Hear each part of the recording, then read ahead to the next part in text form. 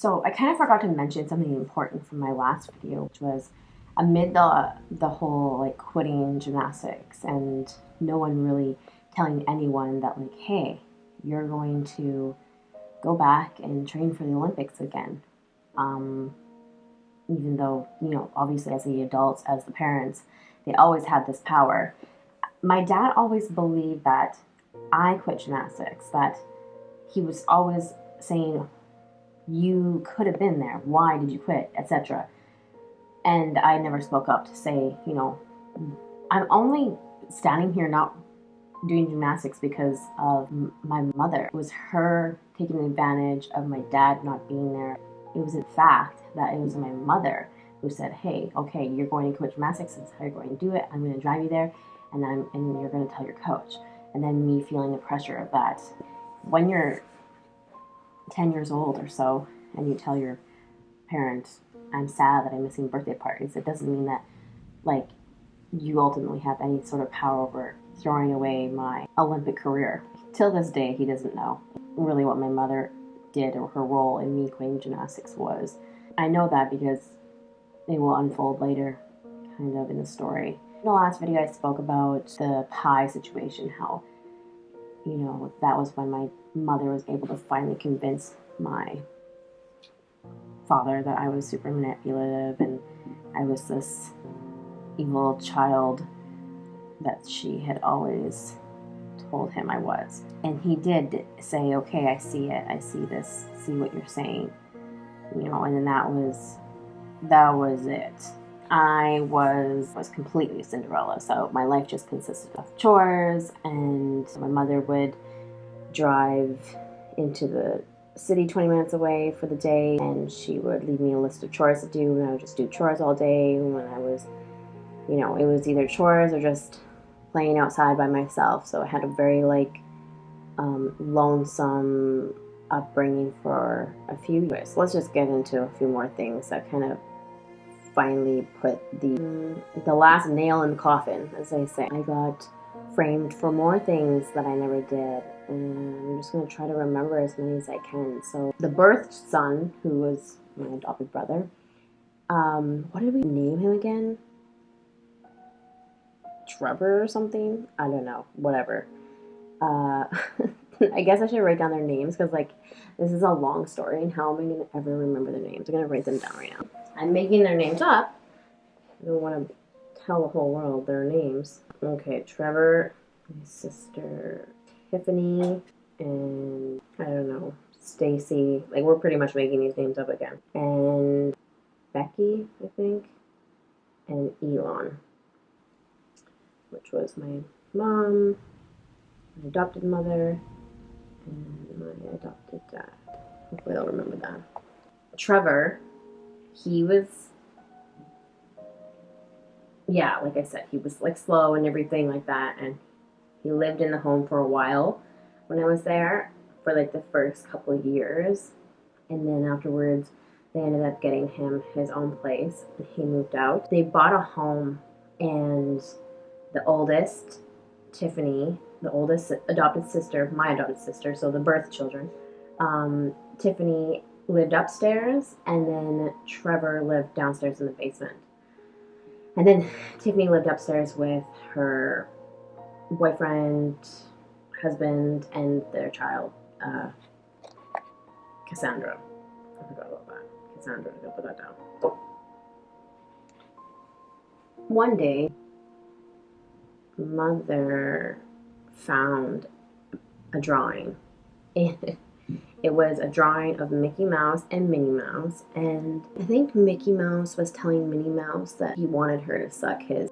This drawing was in this weird shape. Actually, I was a very talented, gifted drawer as a child. The minute I picked up a pencil, I just knew how it worked, knew how it went, and I would just draw all these portraits of people. And that was what I most often drew, was portraits of people, and they were realistic portraits, and these were just really good, impressive portraits, especially for how young I was, because I was drawing them when I was 8, 9, 10, all the way until I got my hands on makeup.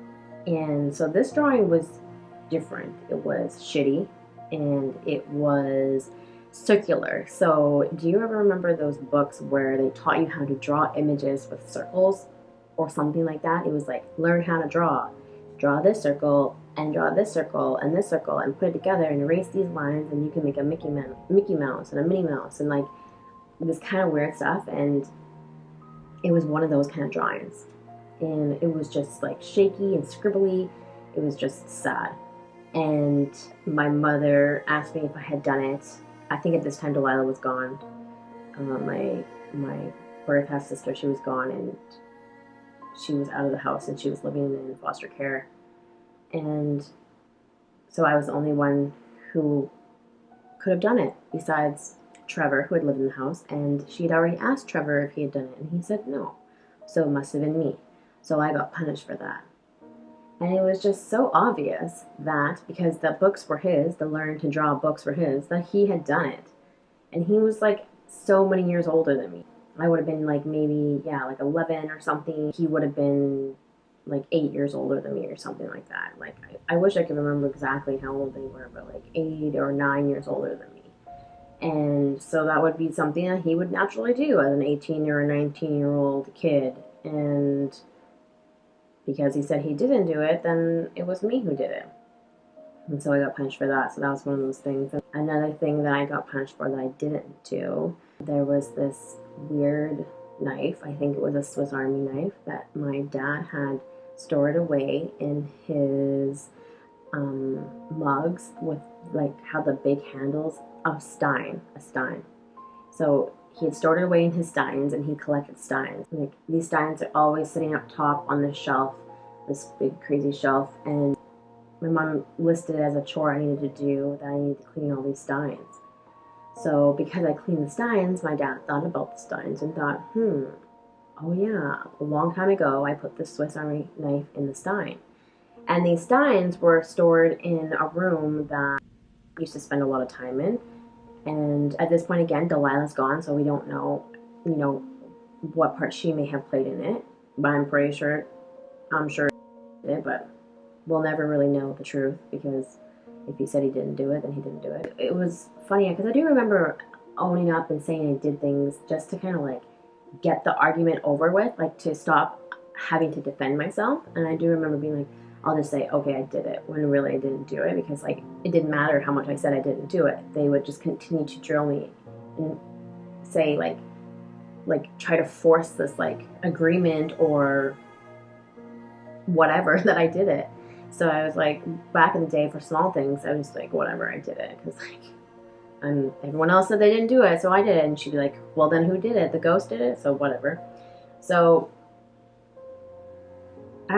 at this point in my life was like, I'm not gonna say I did it. Like, this is enough. I didn't do this. And like, how can I even say I did it when I can't bring the knife back because I didn't take it? So I kept telling them I didn't do it, and they finally said to me, because it was so close to Christmas, they said, Destiny, if you don't admit to doing it, you're not going to get Christmas presents. And at this point, I was like, well, I could just now say I did it. Why I did it. But I can't. I couldn't do it anymore. I was just fed up with being guilty of everything and accused of everything. I'm sticking to my guns, and I'm not saying I did it just to get this consequence over, because like I had to get grounded and like live out my grounding. So they didn't ground me, but they did. They said, you're not going to get your Christmas presents until you admit that you did it. Okay? I swear to God that I did not do it. Unless somebody possessed my body and walked me over to there, and I have no recollection of it, and took the knife and did something with the knife that I have no idea what they did it with, and then but no, I didn't do it. And later on, during this like trial period where they just waited for me to admit that I did it, they found a note that I had wrote to a boy, and the note had complained about the fact that this boy wasn't as nice to me as he should be. And you had to remember, like, I'm maybe 11 years old or 12 years old. I really can't even remember. I want to say I was definitely in grade like 7 or 8, whatever age you are then. And I wrote to the boy like, I give you 25 cents every time you ask for it. Because I got like a toonie every week for my allowance. I was like, whenever you want, I give you 25 cents for the vending machine, and I don't know why you're not nicer to me. And then they made up in their head some weird, crazy story that like I bought my friends out and that I had taken the knife and given it to this boy, and that's why I couldn't return the knife. Okay, so on Christmas Day, they said if you let us know or you just admit that you took it and that you gave it to some boy, that is the reason why you can't bring it back. Then you can have your Christmas presents today. So this is the day of Christmas. And I said, I did not take it. Like, I didn't do it. I'm not going to admit to doing it just to get my presents. I said, okay. So go back to your room. So I spent the day in my room during Christmas while everyone was downstairs doing Christmas things and having Christmas time. And finally, when they were done eating dinner, they told me to come downstairs and eat dinner and then go back to my room and get ready for bed. So that's how I spent Christmas Day. So just to kind of show you, just like, you know, it was funny that they called me manipulative, because now that I look at it, I'm like, wow, these people were really manipulative. Oh my goodness. Yeah, I never really thought about it. I didn't really like realize it till like right this moment. And my mother was so manipulative. Even just manipulating the whole gymnastics thing and making it seem like it was me who really quit gymnastics. So very interesting. Anyway, so that was another incident that happened that really added to the demise of our relationship. Another nail in the coffin was when my father was supposed to tuck me into bed. The schedule of tucking me into bed was one night it was my mother's turn and one night it was my father's turn. And every night they would walk up the stairs. We had like a really tall, like barn house type of house. And so there were a lot of steps, and you would hear the person like coming upstairs. Da, da, da, da, da. Anyway, it was my father's turn, and I had this slight addiction. I would say quite an addiction to reading.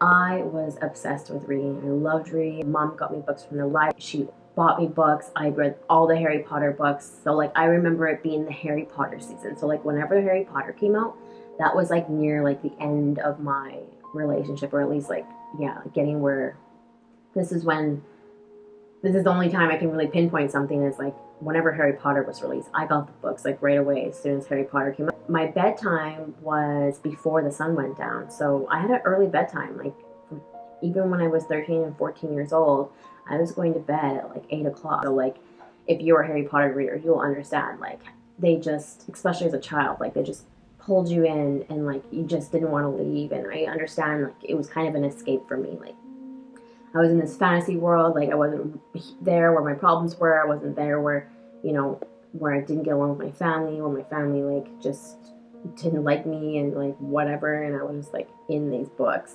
So it's bedtime. I'm supposed to be getting ready for bed, and I am telling them I'm getting ready for bed, but I'm not really getting ready for bed. I'm reading because I'm trying to get in as much time as I can, and I lose track of time, and I'm just like, oh, I'll just read for a few minutes, but like somehow I lose track of time.